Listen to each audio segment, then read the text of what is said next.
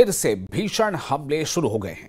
शांति समझौते के बाद फिर युद्ध भड़कने की वजह डोनाल्ड ट्रंप की धमकी बताई जा रही है। ट्रंप ने ईरान और उसके समर्थक फाइटर ग्रुप को तबाह करने की चेतावनी दी है। इसके बाद यूरोप में अमेरिकी एटमी अड्डे पर जबरदस्त हलचल है।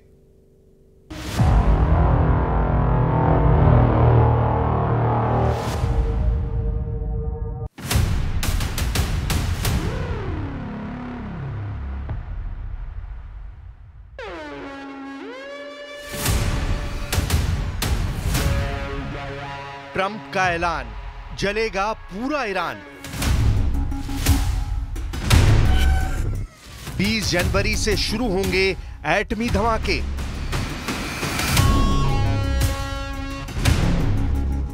लेबनान से तेहरान तक डेड बॉडी रूट। 100 बंधकों के बदले बर्बाद होंगे 100 देश। जैसे गजा खंडर बना, जैसे लेबनान बर्बाद हुआ, जैसे सीरिया बारूदी बियाबान बना, वैसा कुछ होगा। बम धमाके होते रहेंगे, मिसाइलें फटती रहेंगी, अंतहीन युद्ध जारी रहेगा। यह भ्रम टूटने वाला है। ईरान जिस प्रॉक्सी वॉर को जारी रखकर इजराइल और अमेरिका को परेशान रखना चाहता है, उसका दी एंड कैसे होगा, यह डोनाल्ड ट्रंप ने बता दिया है। सुपर पावर ने एक झटके में खाड़ी के सभी फ्रंट पर दुश्मनों को राख में मिलाने की धमकी दे डाली है। यानी रॉकेट की बौछार, टैंकों से गोलों की मार, ड्रोन और जंगी जेट की टक्कर बेमानी साबित होने जा रही है। अमेरिका खाड़ी युद्ध में आएगा, एटम बम बरसाएगा और इंसानी इतिहास की सबसे बड़ी त्रासदी दुनिया झेलेगी। अमेरिका के नए राष्ट्रपति डोनाल्ड ट्रंप ने आग बबूला होकर धमकी दी है कि मिडिल ईस्ट की तबाही को कोई नहीं रोक सकता। एटम बमों के सीरियल ब्लास्ट के लिए अमेरिका ने प्लान बना लिया है। कब, कहां और कितनी परमाणु चोट पहुंचाई जाएगी, इसका ब्लूप्रिंट पेंटागन से व्हाइट हाउस भेज दिया गया है। एटमी अटैक प्लान को प्रेसिडेंट ट्रंप 20 जनवरी को साइन करने वाले हैं। यह जानकारी किसी और ने नहीं, डोनाल्ड ट्रंप ने खुद दुनिया से साझा की है। ट्रंप ने धमकी दी है कि उनका सब्र जवाब दे गया है। इजराइल के दुश्मनों को सबक सिखाने के लिए अमेरिका अब सभी हदें पार करने के मूड में है। ट्रंप ने अपने बयान में कहा है कि अगर इजराइल के बंधकों को 20 जनवरी 2025 तक रिहा नहीं किया गया तो मध्य पूर्व में तबाही मच जाएगी। मैं उन लोगों पर सख्त एक्शन लूंगा जिन्होंने मानवता के खिलाफ ये अत्याचार किया है। जिन लोगों ने ये किया है उन्हें अमेरिका के इतिहास की सबसे बड़ी सजा दी जाएगी।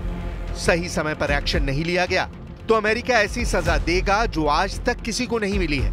अमेरिका के सभी टारगेट सेट हैं। इजरायली नागरिकों को बंधक बनाने वाले हमास फर्स्ट टारगेट है। हमास के लिए इजराइल से युद्ध लड़ रहा हिजबुल्लाह दूसरे नंबर पर है। तीसरे नंबर पर हमास और हिजबुल्लाह की युद्ध में मदद कर रहे हूती फाइटर सुपर पावर के एटमी शिकार होंगे। अमेरिका इजराइल पर हमला कर रहे इराक के शिया मिलिशिया को भी एटमी डोज देगा। अमेरिका का पांचवा और फाइनल प्रहार इन सभी फाइटर ग्रुप के सरगना ईरान पर होगा। असल में ईरान समर्थक फाइटर ग्रुप लगातार अमेरिका को चिढ़ा रहे हैं। सुपर पावर को भड़काने के लिए हमास ने बंधक बनाए गए अमेरिकी नागरिक के प्रोपोगेंडा वीडियो रिलीज किए, जिसे देखने के बाद ट्रंप का गुस्सा 7वें आसमान पर पहुंच गया। अमेरिकी इजराइल बंधक एडन अलेक्जेंडर के इस वीडियो को देखने के बाद से ट्रंप आउट ऑफ कंट्रोल हुए हैं। קוראים לי עידן אלכסנדר ואני אסיר בשבי החמאס יותר מ-420. אבא, אני קרוי, סבא סבתא. כל יום שעובר הכאב מבפנים גודל. אני מתגעגע אליכם מאוד. כל יום אני מתפלל שאני לא אתכם שוב בקרוב. בבקשה. 7 अक्टूबर को बंधक बनाए गए अमेरिकी इजरायली नागरिक ओमार न्यूट्रा को मार डालने वाले हमास का ट्रंप पूरा सफाया करने जा रहे हैं। हमास लड़ाकों को ओमर को मारकर उनका शव गाजा में नुमाइश के लिए रखा है। अपने नागरिकों के साथ हो रहे इस सुलूक ने अमेरिका को बेकाबू कर दिया है। ट्रंप ने अपने चुनावी प्रचार के दौरान ही बंधकों की रिहाई की धमकी देनी शुरू कर दी थी, जबकि हमास ईरान के दबाव में रिहाई की शर्त को नजरअंदाज करता रहा है। हालांकि अब ट्रंप फुल एंड फाइनल की स्टेज पर आ चुके हैं। उधर हमास है कि ट्रंप की धमकी के आगे झुकने को तैयार नहीं हो रहा।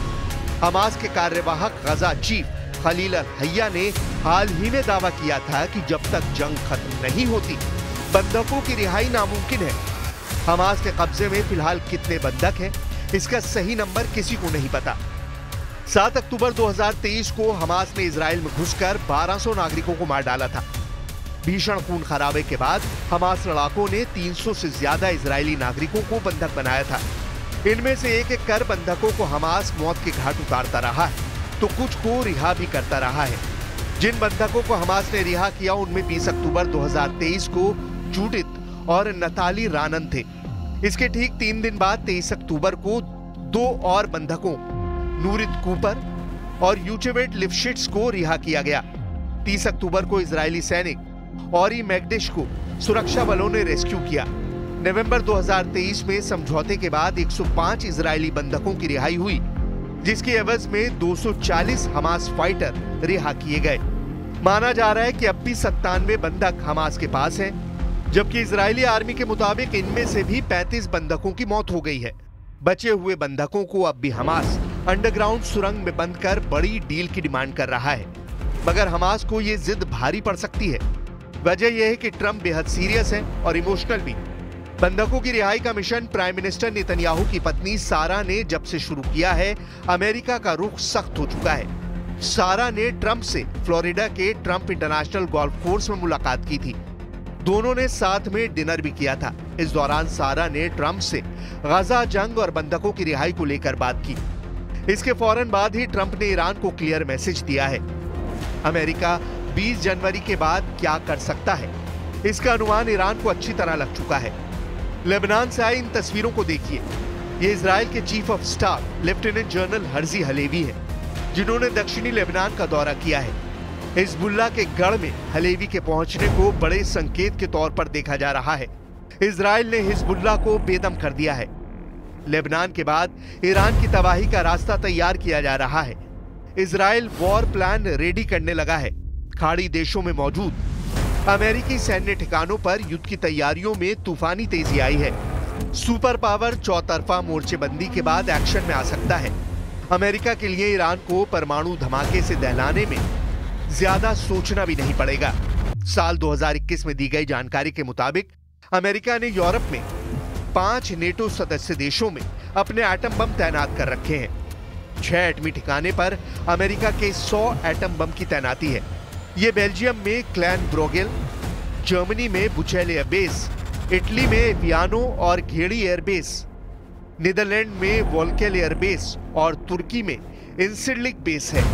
सुपर पावर के ज्यादातर एटम बम अंडरग्राउंड बेस में रखे हुए हैं। इन बमों के इस्तेमाल में जिन हथियारों की जरूरत है उनकी भी लोकेशन यूरोप में है।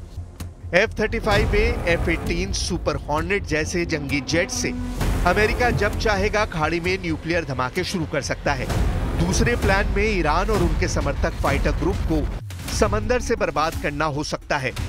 अमेरिका के जंगी बेड़े दुनिया भर में तैनात हैं। इन जंगी बेड़ों को समंदर में चलता फिरता एटमी बेस कहा जाता है, जिन पर न्यूक्लियर मिसाइलें लोड रहती हैं। अमेरिका दूर बैठकर भी मिसाइल धमाके से खाड़ी के वॉर जोन को खाक में मिला सकता है।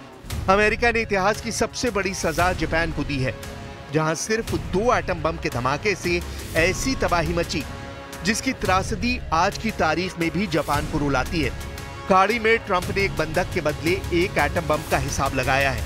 ऐसे में 100 परमाणु बमों के ब्लास्ट के साइड इफेक्ट 100 से ज्यादा देशों को झेलना होगा।